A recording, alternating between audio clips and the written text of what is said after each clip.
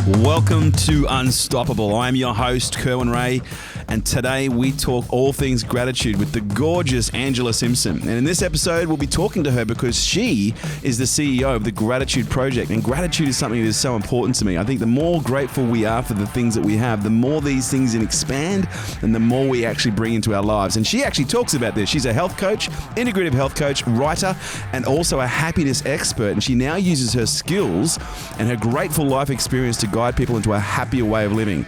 And so today we talk about her company, the Gratitude Project, and what it means and how to practice gratitude in each and everyday things in order to have an effect on not only your lives, but the lives of everyone around you. Angela is amazing. You're going to want to listen to this. Check it out. Listen up. Ladies and gentlemen, it is my great pleasure to welcome Angela Simson. Hi, thank you for having me. I got that right, didn't I? You did get that right. I wasn't sure if there was a P. There's no P. There's no silent P. My Simson. father-in-law says it's Simpson. It's a dry Simpson. It's a dry without Simpson. The P. Oh, wow. Getting Yeah. It's like a dad joke. It is a bit of a dad joke. It's great. He's training you well. You were just saying you've got kids. Yes, two. Two kids? They're so beautiful. Two girls. Two girls. Oh, Yes. wow. Yes. Heavy feminine energy in your house. Like a lot. Full respect to your husband. Yeah, like a lot. He's like, yeah, let's go number 3. And I was like, yeah, the hat we'll trick. probably get a third girl. So you got a 5-year-old? 5-year-old and a one and a half year old. Yeah. Wow. I've got a 4.5-year-old, and I swear to God, he thinks he's 14. Yeah, I find my 5-year-old's like that. She's ruling the house, and I'm like, it's not on. I'm like, I'm the boss, and she's like, Yeah, sure. You just think that. Yeah. You can think that. I'll give you permission to think that at least for the next few hours. Yeah. Now, listen, for those people who don't know who Angela Simson is, give us the snapshot. Who are you? Why are you here? I don't know why I'm here. I think your girls liked me. Some of the girls that work here liked me. They love you. Yeah, which is good. Look, when people ask me who I am, to me, first and foremost, I'm just me. I'm just a human. But I suppose by actively promoting the things that I'm passionate about online, I somehow gained a following, and now I'm a health coach, or I was. I don't really do coaching anymore at the moment, just focusing a bit more on mum life. Okay. I'm obviously a mum, and I just love to write, blog, speak. I love to get women together. That's one of my biggest passions is, I see so many women, especially mums, who kind of struggle and feel like they don't have other people who understand where they're at. And so one of my big passions is really finding a way to get those women together. Right. Yeah. And gratitude plays a big part of what you do. Huge part. That's how I started everything I did. I realized I was kind of like crying in my first world problems. Like, yeah, right. Life is hard. Life is so hard. Yeah, life is not hard. So tell us your story. Where did it all begin? I suppose my business began with when my first daughter was born. She was born with a funny neck, nothing serious, but she couldn't turn her head left. So we had to take her to the chiropractor, and it was just one of those days where I was drowning in first world problems. So I was like getting in the car, she was crying. I was like, this is so hard. I have to keep pulling over because I need to feed her to calm her down, and she's crying and it's hot. You can only feed her on one side because she can't turn to the left. Exactly. Yeah, and right. I'm like, oh my gosh, I've got to go to the chiropractor. Was she walking in circles? Oh, I'm pretty sorry. much. She was only little. She was like 2 months old. Oh, bless. But I got out of the car, and it was like the 7th time I had pulled over, and I was like, this is so hard. And I was freaking out about like, I can't believe I have to drive so far to the chiropractor. And I just had this moment where I was like, okay, I'm complaining about it being hot. I live in one of the most beautiful places in the world. My child crying. I have a child. Like, so many people would give their right arm just to have a baby. I'm in a car driving to see a health professional that I can afford who's going to help fix my child. And I had this moment of like, WTF, like, what are you complaining about? And so from then I made it my little project. I was like, I'm going to start practicing gratitude, because in that moment so much shifted for me. Yeah. And I thought, imagine if people could just do that. Like when we were really feeling pain, if we could find the gratitude in the pain and in the good, because sometimes it's the good things that we complain about too. Yeah. And so I just started my own little mission on that. And then I was a bored housewife, so I wanted to study. So I studied health and integrative nutrition. And then, I found it was just a good way to share what I was doing, and friends loved it, so they shared it. And it kind of just became something I didn't know how to control. Yeah, right. Yeah. Which kind of led to the Gratitude Project. Yeah, exactly. Yeah, So I right. ended up starting the website because of it, because I was like, people need to do this. Do people not know? And this had huge implications on your life. Huge. Not just psychologically, but also Yeah. from a health perspective. Totally. I mean, you know, again, migraines were something that I would be really stressed out about, but I found really great gratitude So you in used to that. get migraines all the time. Terrible migraines. Wow. Like, you know, I think sometimes people get them and they're like, oh, I've got a migraine. And I'm like, you don't have a migraine. I'm like, you are not on the floor vomiting with no eyesight. I'm like, you do not have a migraine. But Wow. yeah, so it allowed me to fix my health, which is something I wouldn't have got if I didn't get migraines, which Yep. was such a blessing. And, you know, as well, I think if you don't have the bad, you can't see the good. So it's almost like you really need to be connected to the things that seem to not be serving you and see how they are serving you. Yeah, right. You know? Stress is one of those things, you know, it's almost like this, it's an epidemic, you know, in our Totally. society. Yeah. But it's also one of those things that is triggered by, in most cases, a lack of gratitude. You know, people So feel, true. you know, oh my God, it's so hot. Yeah. So, well, okay, you could be freezing your ass off in Siberia Yeah. right now. Yeah. You know, oh my God, my child is, you know, is got the funny neck. Well, you could have no child. Yeah. You could be barren, or you could have, you know, a child with leukemia, Yeah. as an example. You know, Yeah. and it's a horrible contrast, but it's one that I think is quite important. Totally. But what I'm curious to know is why do you think, especially with women, that stress is becoming, you know, such this central theme in health that it's almost at epidemic levels? Do you think I guess my basic way, do you think fucking Instagram has something to do with it? I was about to go there and I'm like, oh, do I go there? Do I Honestly, go. Because I'm it's curious. Like, what are the Instagram, trends that you yes. see that are the because one of the things I read in your profile was Yeah. about, you know, becoming aware of the triggers. Yes. You know, when that was in reference to your migraine. Totally. But I think it's, you know, it's a great life practice is becoming aware of our triggers, not just for the things that have, you know, health effects, but also the things that have biochemical stress effects as well. Yeah. And social media does that in a huge way. Like, even I still have moments where I'm like, I need to unfollow that person, not because they're a bad person, but because they're triggering something in me that's not serving me. Yeah, right. And I don't think anyone's really immune to it. I think I think you can get better at it, but I think we're all going to have those moments of, you know, that person's triggering this, that person's making me feel like I could be better or do more. And if you use that as fuel to grow, it's amazing. But if you use it to just make you go into the scroll hole and... Oh, the scroll hole. The scroll. Oh, I you like just that. get digging, Yeah, you yeah, keep digging. and you Oh my get deeper, God, yeah, you should see deeper the and deeper and visuals, deeper, right? and yeah, the hands Yeah. are going. But no, if it's going to cause that, then there's no point. Yeah, right. You know.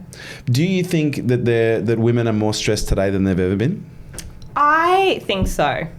I think with Do you less... think your grandmother would agree? I think with less to be stressed about, we're not dealing with it like people used to. I think it's Okay. just different. Like, I look at the stresses of my grandma would have been very different, but they sort of didn't have choices around Yeah. that. So I think the difference with us is we almost have so many choices and so many things. And, you know, we see women doing all these things and being these super mums, and it's like, well, how come I'm not doing that? And again, there are some people who, instead of using that as their fuel, they use it as their reason to not, you know, I can't be this, I can't do that. She's better than me, she's got this sort. And also, women are so bloody competitive. Like, if you breastfeed, you know, Oh my God. and then you tell everyone about Yeah. it, and then the mum who can't feed God is... forbid, don't do it in public. Oh my God, don't do it in Yeah. public. But, you know, everyone's kind of judging, Yep. and social media in the mix, everyone's judging on top of that. So I think there's just... Stress is one of those funny things. Like, you know, one of the things that we know about stress is, you know, the biochemical response. You know, it releases a whole range of chemicals. One of them is cortisol, Yep. which within about 7 minutes almost halves your IQ, which, you know, we can fundamentally battle test by asking who's ever done anything stupid while stressed, which, Yeah. you know, everyone has. Yeah. And it also becomes like this symbiotic loop of stress, stupidity leading to more stress, Yeah. leading to, and it becomes this symbiotic loop. Yeah. So it sounds to me like you were almost kind of not stuck, and I'm not referencing anything in terms of stupidity, but it almost sounds you were stuck in a bit of a loop. Totally. You pulled over, something snapped you out of it. What was the process that you took yourself through from then that you now teach other peoples to do? I literally just say in every single moment when I have my triggers. So Yeah. I know, oh gosh, I've forgotten who it is now. It's either Gary Vee or, no, it's Brendan Burchard. You know, when he goes through a doorway, that's Yeah. a trigger for him to bring the joy. Yeah, right. And so my husband and I have always had this thing of like, okay, what are our triggers? We get in the car, we think of gratitude. Yeah, We right. get in the house, we think of gratitude. We get on a phone call, we pick up our phone. You know, all these little bits and pieces of like, okay, where can we add more in? But when I'm actually teaching and working with someone one-on-one, it's not about like, you know, right now I could be like, oh, I'm so grateful I'm in this beautiful office and I'm talking to Kerwin Ray and that's so amazing. But it's more about what are the things that I'm so grateful for that could actually bring me to tears if I took 5 minutes to sit and think about them.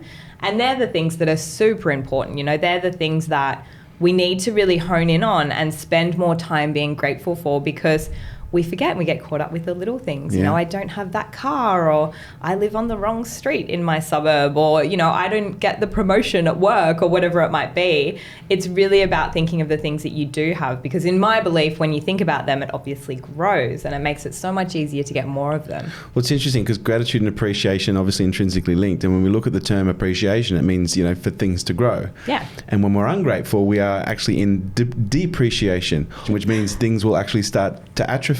Yeah. So let's say, for example, you work with a client, you meet them, you know, they're male, female, miserable mess of ungratitude and entitlement. Where do you start when you're trying to turn someone around, you know, from a health perspective and from a gratitude perspective? Like, where's step one? Listening. Yeah, right. I mean, you really have to find out to who, themselves, to others? Me listening to them first of all, and then just literally relaying back what I'm hearing. Right. Because I think a lot of the time when someone hears what they're saying, you know, when someone actually verbalizes what they're feeling and you repeat it back to them, they hear what they're actually saying, which sometimes makes very little sense.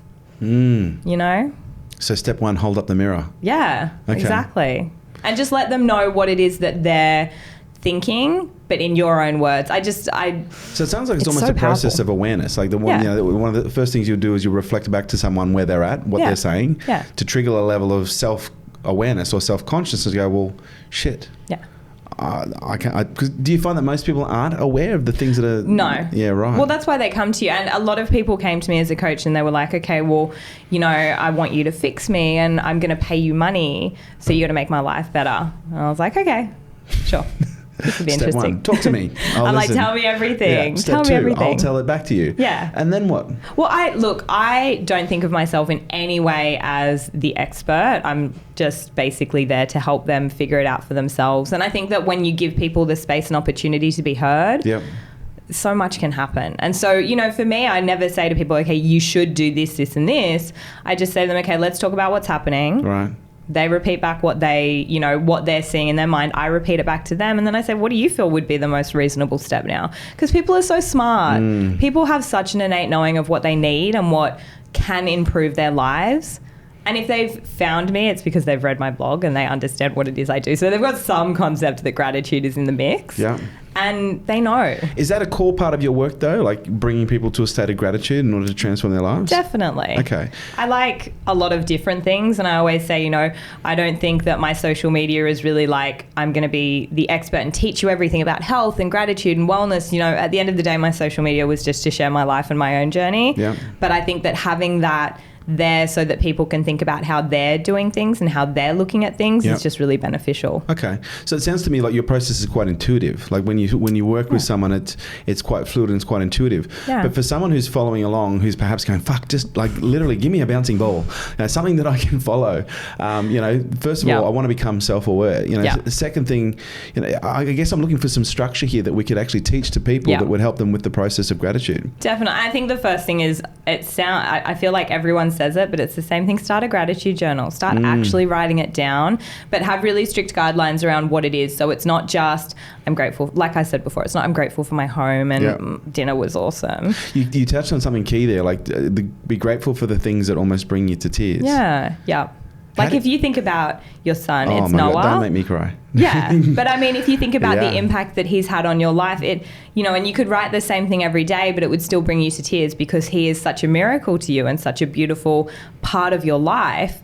That's the kind of stuff you want to tap into, because we do spend so much of our day feeling not so great, feeling stressed. We rush. We're on social media in inappropriate amounts of time. And, you know, there's just so much going on that just checking back in and being like, oh my gosh, there are things that I'm so happy about. Do you ever sit down with people and say, okay, well, let's actually discover what you're grateful for? And they go, well, nothing. Some people do. Yeah. How do you make someone dig? Because I think a lot of people, they play at a very high surface level. Yeah. You know, they go, well, I'm grateful for my home.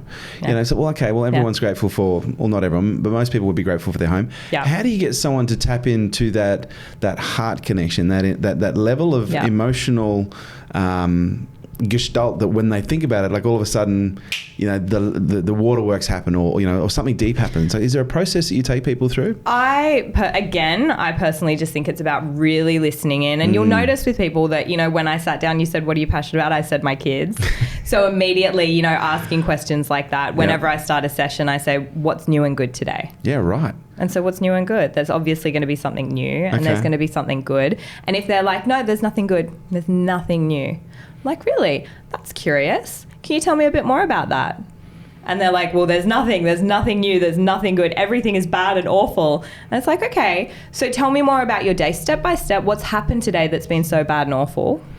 And they'll go through it and they'll talk about things. And then they kind of, again, it's just that bringing it out of them of what is it that is actually so bad, and then repeating back to them, oh, so your alarm went off earlier than you expected and you really didn't want to get out of bed. That's what happened. Your husband said that to you. Is that what he really meant when he said that, though? You know, it's just asking those questions. And I think, you know, as the step-by-step is, like you said, like a bouncy ball to play with, I think it is self-awareness, and it's going, okay, but what am I actually thinking and what's the actual truth? So what are some practices that you recommend people can use in order to build self-awareness, to become more conscious? I have a strange one that I don't know. Love it. Go. Well, I don't need it anymore because it's become like second nature, but I had an alarm on my phone that would go off every hour on the hour and say, what are you thinking about right now? And it would be, you know, I could be scrolling my phone, and when I did this, it's when I had my first daughter, and I would often just be at home feeding or, you know, playing, and I would pick up my phone and I would go, what am I thinking about right now? And it would just get me to check in with myself, because I was very much in the self-deprecating, too fat, too ugly, not rich enough, not smart enough, didn't finish school, loser, all of those things. So just for me, having an alarm on my phone that went, what are you thinking right now? If I was out with friends and I was sitting there going, you know, I'm not good enough to be here, or I'm not a good mum compared to these women, or look at their lunchbox they packed, and, you know, my lunchbox wasn't healthy enough. And I'd be like, what am I thinking about? And in that moment, I'd be like, you're being an idiot. Like, start asking better questions, you know? Yeah, right. Do you do any form of mindfulness or meditation? My husband and I do meditation. He's better than I am at it's a competition, is it? It's a competition Wow. of... Is this something he told you, or is this something you've worked out? No, he's better at the consistency. So I'm like incredibly driven, and I'm like, I want to wake up, I want to start working, I want to get on my computer before the kids wake up, whereas he's very much like, I wake up, I stretch, I sit on the balcony. So I need to learn more from him to be a little bit more routine. He wrote a book called Rule Your Routine. And so for him, routine is like such a big thing. Yeah. Whereas for me, I'm more creative, and I'm like, what do I feel like now? Maybe I want to get on my laptop in bed, or maybe I want to go to the beach. And I think sometimes that gets me away from the importance of meditation. It's interesting. You mentioned, what's your husband's name? Hugh. There was a research done, I think it was Gottman. The Gottman Institute did this research. I think it was back in the 60s or the 70s, where they interviewed a whole bunch of couples that were early in their relationship, and they were looking for behavioural cues. Yep. And then I think they re-interviewed them like 30 or 40 years later to determine what couples were together, and to see if there was any correlation between behavioural cues in the interview and the marriages lasting, and not lasting. But what was really interesting is the one thing that they were able to predict, I think it was with it was like 82% accuracy in terms of this was demonstrated in a behaviour in a relationship. There was an 82% chance that relationship wasn't going to work. Do you want to take a guess at what it was? Doing the same thing? No, it was resentment. Oh, really? Yeah, like showing the emotion of resentment, which is, you know, a form of depreciation. You know, we're looking at the aspect of the individual. Oh, fuck, I hate that one. You know, because it's interesting in relationships. You know, people like in that honeymoon phase, they're like, you know, you're lying beside that new loved one. You're like, oh gosh, I love the way their nose whistles when they sleep. It's just so cute. And like 3 years later, you look at me going, I fucking swear to God, I'm going to smother you with a pillow if I hear you whistle. We all have those moments. I know, right? So with the work that you do, Yeah. when it comes to relationships, which is such an intimate thing, with such a pervasive things, because, when we're in a relationship, it typically is with someone that we're spending lots of time, and not even with intimate relationships, with relationships in general. Have you got any little hacks in terms of how to help people turn their relationships around from going from that whole, oh, fuck, my life sucks, in the relationship context, oh my God, my partner sucks, to, okay, well, maybe if you started doing this might actually, reveal to you what was already there, which is why you fell in love with them in the first place. Yeah, and actually I don't, but I will tell you a story which might give some clues. My husband, I used to hate my husband. We were on the verge of, this was before, so we've been together 14 years. Holy shit. A very long time. Congratulations. I was like 16. Oh my God, he should be in jail. He should be. He was get an award. He was I'm not 25. Sure. I don't know. Either way. But yeah, we went through a stage where we really resented each other. Yeah, right. I can't speak for him, but I know that I saw him working too much. We had our first daughter. I was like, you're never home when you are home. How old were you had your first daughter, if you don't mind me asking? I was 24. Yeah, right. Okay. Or 25. 25. But yeah, so I resented him. He was never home. He worked too much and he was always on his phone when he was home. And then, I think he would get frustrated with me because I would put pressure on him of like, when you get home, you should get home at this time because I'm going to have dinner ready and you should be so grateful that I made you this goddamn dinner. And he was thinking, obviously, I'm working so hard to give you this amazing life and you just like want me home. But I had this longing for him all day when he was at work. And then he would get home and not be what I wanted him to be. And it was that expectation that absolutely killed us because he was doing his best with what he had back then. He had a very stressful job. He had a lot of demands on him. He had so much going on. And I was over here saying like, you need to give me attention. You need to come home at the time when I say you need to put your phone away, even though it's part of your job to have your phone on you all the time. And I had expectations on top of expectations on top of expectations. And he just wanted to be loved for him. And it was that, for me, it was that realization of I can't expect him to be what I need him to be. We need to work together to figure out how we best meld together. And for him, it was, he wasn't living his passion as well. And so we both had our own issues. He wasn't happy in what he was doing in life and I wasn't happy with basically expecting him to be the husband of the year. And once I dropped those expectations, it was so crazy how much he just opened up. He suddenly, this is when he started meditating and started getting into health and fitness. And it was almost like me no longer smothering him and putting all that on him of you have to be this guy, allowed him to go, okay, but who do I actually want to be? For him, not for me. Who do I want to be without having to be dad, husband, employee, I think that's something. I think that's some really fucking good advice, like right there. But I'm curious to know, like, how do you love someone for who they are when you want them to be something that when they're showing up differently than how you want them to be? I think it's on you. Personally, because I know it was on me. Oh, I couldn't agree more. It was so much like, this is what I need. And my insecurities. To Mr. or Mrs. who's sitting there right now going, but I hate him. But he's doing this. She does that. Like, you don't understand. How do you fucking snap someone out of it? I think in my belief, it's got to be a separate journey. And I don't think, I'm not saying people should separate, but I think it's about looking within of what you need. Well, you kind of point towards codependence. It's like, everyone's, on there. You got to stay on your own side of the street, right? Totally. Stay in your own lane. Your own lane, be in your own journey. Yeah. But I think you also nailed it with the expectations as well. Yeah. You can't have expectations on someone else on what they can be. I mean, you can have standards, Don't beat me up, don't speak to me in a certain way. There's things like that. But I mean, when it comes to looking at someone who's doing their best with what they've got, acknowledging that and being really grateful that that's what they're doing. And if they're not doing their best, then just asking the questions, what is it that you want? How do you feel our relationship is going? I think that for us, we never spoke about our relationship. Yeah, right. I often spoke to him about, you're not showing up, you're not being a good father, Bo went to sleep tonight and you weren't there to kiss her goodnight. And I was often saying those things, but we never in that time had this, just sitting down and saying, okay, well, where do you feel we're good and where do you feel we need to improve? It's just a conversation. I don't know if we have it. As a part of your gratitude project, is that something that you do in your own life in terms of with the relationship? You sit down and you ponder on the things that almost bring you to tears? Yeah, I mean, we used to do it weekly and we now do it monthly because we found that we were getting bored with it. But Sunday night check-ins. Right. And we've got a circle of life sort of similar to Tony Robbins' Wheel of Life, where it's the areas of our life that we want to make sure are always on top of. So things like nutrition, fitness, joy, creativity, home environment. I'm very much a Libra. I need my things to be pretty. I'm a Libra. Yeah, right. Libras, awesome. man. I know, they're the aren't we best. good? That's why your office is so beautiful. I know, right? Like they are the most desired. This is true. I read it in a book, so it has to be true.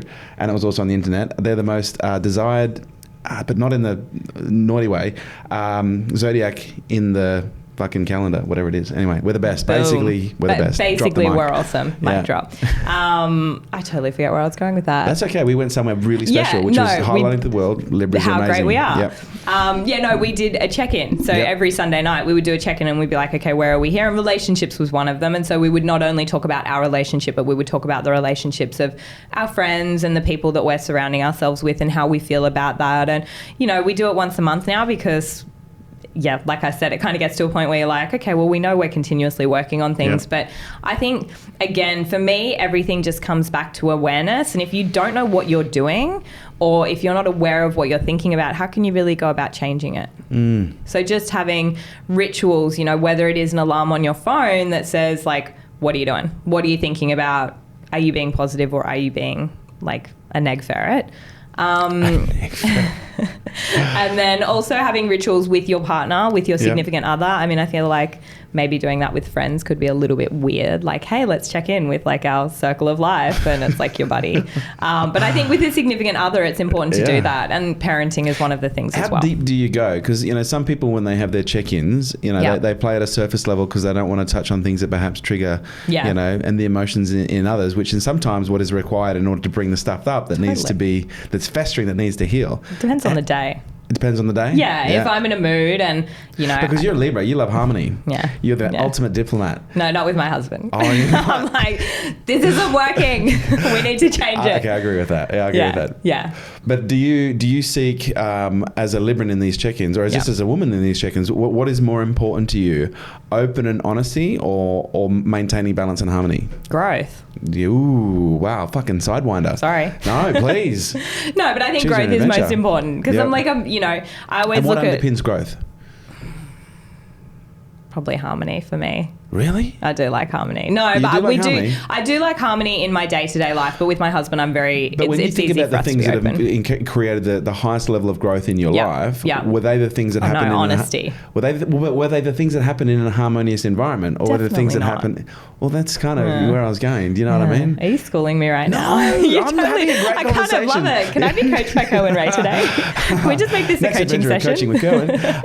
But because I sometimes think, everyone... Personal development is easy when it's 28 degrees. There's a 12 knot wind. Yeah. And you're fucking piloting your ship and there's dolphins on the starboard bow, right? Yeah. Personal development is never easy. It's so uncomfortable.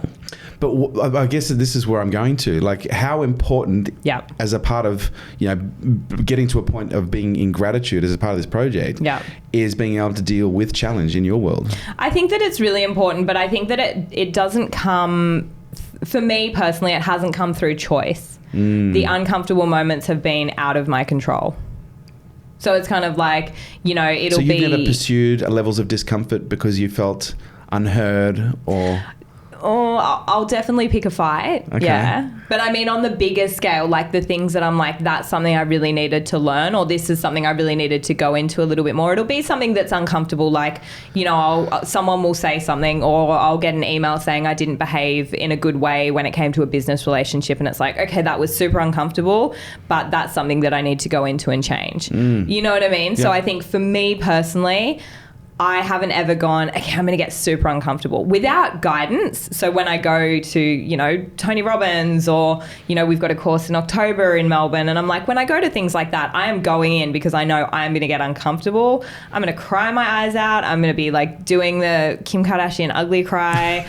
I'm going to be hurting. I'm going to be angry. I'm probably going to want to like hit my husband a few times. But I'm like, this sounds amazing. We should film this. I think we should send a crew, follow this, film it. No. Could be viral. It could go viral. Yeah. But it's like you go into things like that feeling really supported, whereas I'm very aware that in my female fragile sometimes nature, I want to be supported when I'm going through growth, and I want to know that there are people that are there that can really sort of facilitate that growth with me, which is why I'm such an advocate of coaching. So, it's like when you say, give us 3 things to do, I'm like, well, giving people 3 things is good, but sometimes if there's going to be big shifts, you do need someone there. And whether it's a partner who can do that, which I don't think many partners can unless they're actually trained to do something like that. It's so hard to be a partner and support a loved one through growth in some respects. Why do you think that is? Oh, you don't want them to hurt. Yeah, right. I don't want my husband to be sad. But I think it's in our nature when you're not as aware. I think it's in our nature when someone's sad, you go to touch them when what you need to do is not touch them and not react. Just listen. Yeah, and when it's someone you love, you're seeing this pain and you're like, oh my gosh, I don't want you to be in pain. And sometimes that short-term discomfort, because at the end of the day, we don't want them to be in pain because we don't want to be uncomfortable. Because how uncomfortable is it if you started bawling your eyes out? I'd be like, whoa, this is awkward. Wow, I thought we had that kind of relationship. No, we do. But it's that, okay, well, if I just sit here, it's super weird. So I'm going to try and make you feel better because it makes me feel better. And I almost feel like it's just selfish to try and make your partner feel better for your own comfort. So it's that again, and it's the awareness of like, okay, well, for them to go through something, maybe I just need to witness it. Wow.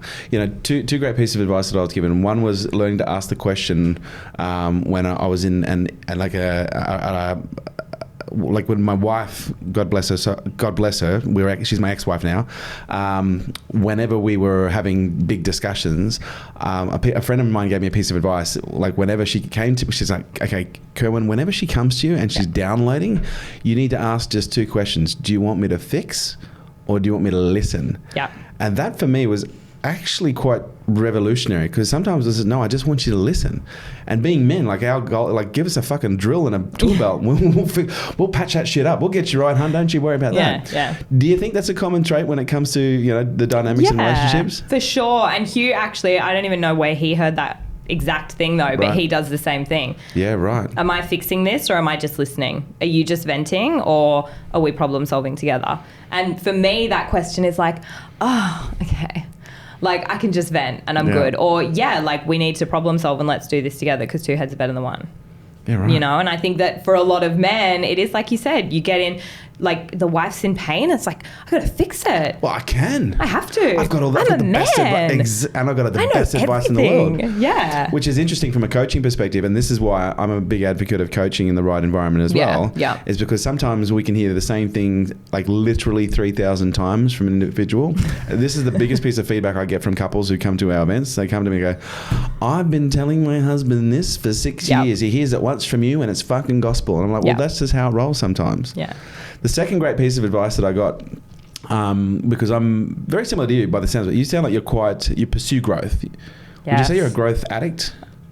I don't like to be an addict of anything. Everyone's an addict. It's a spectrum. I kind of like it. I can find where your compulsive behaviours are. Don't make me go there. Okay. Do you have a very high value on growth? I'll use the language that is more... There we go. Very much so. I'm definitely addicted. So, ladies and gentlemen, what that means... There we go. She said it for me. So, anyway, I once learned the power of pain. Even Buddha said it, the greater the pain, the greater the awakening, right? Yeah. And I learned early in my own personal development, early in my journey of becoming more self-conscious and seeing the relationship between consciousness and what was creating growth, that shit, when I'm in chaos, when I'm in challenge, when I'm in pain, that's when I have the most growth. Yeah. And I'm an addictive personality, right? I was like, right, so I know what to do to become the very best human being I can. I am just going to manifest a life of constant challenge, constant chaos, constant pain. And what is it, like 6 near-death experiences? 7. But 7. It's not a competition. Okay. But I got to the point in my life where I was like, fuck, this is quite exhausting. And I sat down with John DeMartini, and he said to me, Kerwin, you do realize you can actually achieve just as much growth from peace as you can from war. And the panic was like, he could have fucking hit me with the sledgehammer. I was like, oh my God. Like, it's almost like I've been living this life in the pursuit of chaos because my value on growth was so high. Yeah. But unrelenting to the fact that we can actually grow without conflict. We can actually grow without pain. Yeah. Which is interesting because you kind of alluded to that earlier in the conversation. Where do you find personally you get the most growth? Is it from challenge, or is it from that contemplation, that reflection, that consciousness that you bring into certain situations and moments? I would say most recently it's from calm. But Do you think that's a stage of life? no, well, I think in the past when I've had challenges, I haven't been as resourceful as I know I am now. Right. So now I can look at a challenge and I can be a little bit more aware of what's going on. Right. Whereas in the past when I had challenges and I wasn't in a really excited mindset about growth, I would be unresourceful. Now, if a challenge was to come along, and I must admit, we haven't had... I look at challenges as, having a stroke or, one of your many accidents that I believe you've had. Where that's a big challenge. I haven't had anything like that in the last few years. Yeah, right. Whereas in the past, having things like that... We can arrange it. We were like at least 2 floors up here. We can make shit happen. We could bungee jump. I'd do it. But I think when I was unresourceful, I had not much growth. Being more resourceful now, I feel better equipped to deal with the challenge, but my recent growth has definitely been from a very calm space. Yeah. And again, I come back to that question. Do you think that's a stage of life? Definitely, yeah. Can we ask how old you are? I'm 30. I hate it when people do that. They say, I'm 30. It's like, 30. You think that's old? No, but it's just like, for so many years I've been in my 20s and now I'm 30. You don't look a day over 29. Oh, great, thanks. Okay, Thanks. all right. So when it comes to the kids, I think, kids are one of those things, they have this incredible ability to be able to push our buttons, especially the age that you're dealing with now. I'm an expert. I've got one 4.5-year-old. Yep. And one of the things I've observed in my own life is, sometimes, some people say, I just want to wring their little necks. Like I've never been like that. And I think that's the good thing about having kids for me later in life. I did all my silly shit before I had kids to the point. I feel like I'm better equipped now not to fuck him up as much as what I would have beforehand. But they still push our buttons, right? Yeah. And they still give us a lot of things to complain about and whinge about. Yeah. How do you remain grateful when you've got, a 5-year-old who is, smearing shit on the window, and you've got a 1.5-year-old that is crying for mummy because she's got an earache? In those situations, because this is one of the things that I've discovered, gratitude is so, as an energy, as a force, is so important in parenting because it's a vibration that they feel. Totally. And when the shit is going down, one of the things I've learned is that's when kids need to feel safe. Like when the kids are having their meltdown, that's when they need to feel safe. That's when they need to feel secure. But most of the time when kids are having their meltdown, the parents respond by having their own fucking meltdown, right? Yeah. So how do you maintain high levels? Surely you must be, gone through a few trenches right now. Yeah. Where, kids are nuts. They are a little bit crazy. Vanessa Lapointe, one of the top child psychologists in the world, she said, look, this is I think the biggest challenge she said people have with kids is they expect kids to be clean, quiet, well-behaved, and simple. Kids are fucking messy. Kids are loud. Kids are destructive. They literally rip shit up because that's how they experience the world. But when kids are like that, when they need us to be at our most, present and our most grateful from an energy perspective, like how have you found ways to stay grateful when, they're pushing every single button and everyone didn't even know you had? Look, I think what you said before, I'm very aware that my energy is what they play out. So for me, it's very much about going, when they're being crazy, what do I need to do? And sometimes it's as simple as like I put on really calming meditative music and they keep going crazy for a little while, but eventually they come back down. And then other times I'm super unresourceful and I'm like, I just want to yell at you and get your freaking shoes on. We've got to go to school. And I get really frustrated because I'm human. Of course. But most of the time I'm like, if they're being kind of crazy, either it's fine and I need to let them be crazy, and I'm very neat. And so it's been a personal challenge for me to have children no wonder who have you've manifested stuff. Girls. Oh. Yeah. You need a boy in your life. Yeah. Well, it's just... It's just, for me, I need to constantly remind myself that it's okay that there are toys on the floor. It's okay that she tried to make her bed and it looks awful and the corners aren't even. Like, it's okay. And so they are definitely... I'm not an addict, I'm just OCD. I just really like neat places. No, but for me, I'm like, every time they do something, I have to look at what it is about me that needs to be addressed in that moment. So their messiness, which my 5-year-old, I'm like, can you just clean your room and not just put everything up on your bookshelf, put it away? She doesn't, because she's 5. Exactly. And she wants to play and be wild. And I just read a really great book from Steve Biddulph, he wrote a book called Raising Boys or something. He's written one about girls. And it's just been so helpful because it's just that reminder that they do need to be wild. They need to be out in nature. They need to be creating. They need to be picking up sticks. And little girls are taught to be so prim and proper, and we put them in these perfectly styled outfits, and then we tell them not to get dirty and, you know, to be little ladies and to be quiet and be seen but not heard. But I'm like, that's not the way that they're meant to be. They're meant to be wild and crazy and respectful of adults, but also children. And then we look and we kind of complain that our 14-year-olds are, you know, already having sex and they're on social media too much. But it's like, well, when they were little, what were they doing? Were they being a child? Were they allowed to just be wild? Or were they being kind of put into a category where they were being treated like they were older and more mature than they actually are? You know, it kind of reminds me of something that Vanessa landed on me, which is the importance of building trust with our kids. Yeah. By influencing them not through threat, through actual conversation. Because you're saying the reason that most kids get to 14 and go completely rebellious and don't listen to their parents is because the only way that the parent got the child to comply up until the age of 14 was through threat. Yeah. And if we use threat as a way to create compliance, they'll never trust us. Totally. Because it'll be forced compliance. It'll be, you know, compliance based on the ability to feel safe. And the moment they get the physical resources to fight back, they become rebellious. And then also they get to a point where they do things for validation from other people. So then suddenly we're wondering, you know, why when they're older they're dressing for boys or they're doing things for boys when our whole life we've been like, you've got to do this or you don't get that. So they're like, okay, I've got to act this way or I don't get that, without giving them the resources or the sort of, gosh, I can't even think of the word. I'm having a blonde moment. Giving them the tools to be able to go, okay, I can make up my own mind right now and I can make a smart decision. And we almost don't give them that trust. And we always speak to our girls like they're adults. Like, if I'm upset about something, I will cry in front of them and I will be like, you know what, mummy's upset because of this, this and this. Or if I yell at them, I'm always really mindful, even if my 1.5-year-old, to sit them down and be like, this is why I got angry. This is what I was feeling. And maybe I didn't handle it the right way and I'm sorry. But this is why I did what I did. And I just think that having that awareness around what we're teaching them, you know what I mean? What they're modeling. Yeah, and like be obedient. And if someone yells and tells you to do something, you should do it. And it's like, well, maybe that's not the best way. Well, there's a parenting book by a guy called James Oliver the title of the book is called, and it's on parenting, it's called They Fuck You Up, which is actually quite an appropriate title for some parents. But anyway, do you know the greatest teacher that I've ever had when it comes to parenting at an energetic level? Caesar Milan. The dog whisperer. I know, right? Because he's all about, what's really interesting, he goes, I don't train dogs. He goes, I rehabilitate dogs and I train the human.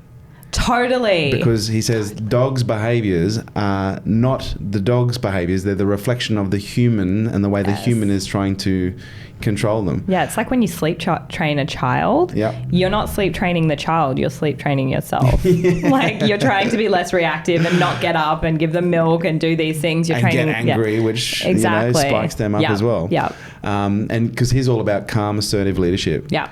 And, you know, I've discovered that it works incredibly well with a child, you know, with a team, with the community, with anyone. Like the more calm we stay, because we're social beings. Yeah. We're herd animals. We're troop animals, which means we typically fundamentally we follow the person that we think's, you know, got their shit together more than what we have. And I think most people kind of think that intensity as a parent is what's required, strong, strict discipline. Whereas when we're actually calm and kind and gentle, there's a much greater level of trust and rapport, and more likely they're actually going to follow what is it we want them to do. Yeah. So, look, you've been amazing, but I'm curious. Okay, so from the moment you pulled over in your car, when you were taking your daughter, is her neck okay? Back there. Yeah. Yes, her neck is fine. She's got a slightly flat head on one side. Okay. But she's fine otherwise. What star sign is she? She's Gemini and a Taurus. She's on the cusp. Oh, wow. She's going to be a handful. Already is. So between then and now, it sounds like a lot has happened, yeah? A lot. We don't have enough time. We don't have enough time. Well, we do. I have nowhere to be. But if there was, and I know you don't like the 3 count, but if there was like Here we go. one, let's go one. Okay. We'll do one. If there was one piece of advice that you would give people when it comes to experiencing more fulfillment in their life, whether it be related to gratitude or whatever, irrelevant, what's the greatest piece of advice you could give someone to live a healthier, happier life? Awareness. Just be aware. Don't let yourself be with your head in the sand. I know that so many women that I've spoken to in my coaching, they say, when I start to feel uncomfortable, I pick up my phone and scroll. I go to the kitchen and get food. I call that guy who I know is just using me for sex. They make the bad choice, but it's not the bad choice that's the issue. It's what happens right before you make that choice. What happens right before you get a cookie. What happens right before you get in the scroll hole or you fight with your partner. It's what happens before those things. And for me, I personally believe the only way to get through them is awareness. I actually believe awareness is it's a cure for everything. Yeah. It really is. Yep. So how can people find out more about you? I mean, I'm always on Instagram because it's fun. You are an Instagram, literally. Like always. I first came across Instagram. I was like, wow, you're literally like an Instagram model. Are you? No. Now that my husband doesn't work, I get he just takes photos all the time. I'm like, you got to do something. You got to you're at home. Come on, you got to do something. Take a photo. Yeah, right. I need content. Come on. So people can find you on Instagram? Yeah. Instagram, gratitude_project. You can go to my website, which is thegratitudeproject.com. I'm on Facebook. You got any books coming out? I don't. Yes, me neither. Everyone tells me I need a book. I'm so uncool. Even your husband's got a book. My husband's got a book and I don't have a book. Maybe we start a competition. Maybe we should write our own books. I would like to write a book, but I enjoy being led and I would like to be told what to write about. Yeah, right. Yeah. Maybe you need a ghostwriter. I want to write. Oh, okay. But I want to know what topic people want most, which, very easily I could just say, what do you guys want to know more about? And I could do that, but it's also a lot of time. I'm very much focused on my family right now. We've got Hugh back home from work and we've got 2 girls and I'm like, I don't want to put more on my plate than I can handle at this moment. That's fantastic. Angela, thank you so much for coming into Superhuman. No, it's been an absolute pleasure. You are an absolute ray of sunshine. So congratulations on the Gratitude Project, and I wish you every success. Thank you. And I have a feeling we're going to be seeing you again. Hopefully. Yeah, definitely. There you have it, guys. Thanks for tuning in to Unstoppable with me, your host, Kerwin Ray. And do me a favor, don't forget to drop me a review on iTunes. Would love to hear what you think. I love reading what you guys have to say. And your reviews make sure we keep creating killer content just like this. If you want to stay up to date with me and all my movements, please jump onto the website, kerwinray.com. And also check us out on social media at Kerwin Ray.